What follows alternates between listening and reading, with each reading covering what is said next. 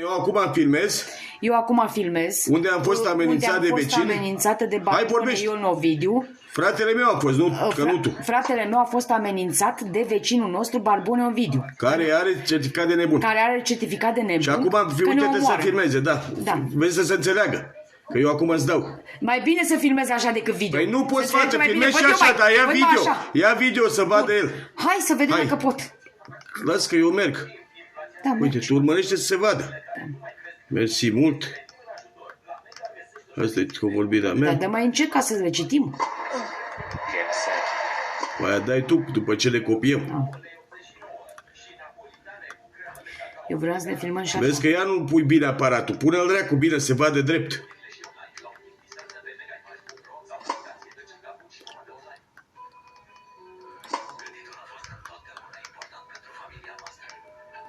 Stai.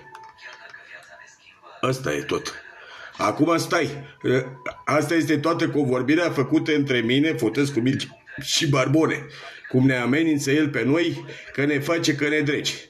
Să vedem cum justifică el în instanță amenințările pe care le făcu acum. Așteptăm. Astăzi este în data de 29 august, ora care oră este? Stai un pic așa. Stai așa un pic. Ora 10 fără 5. Așa. Închide filmul acum.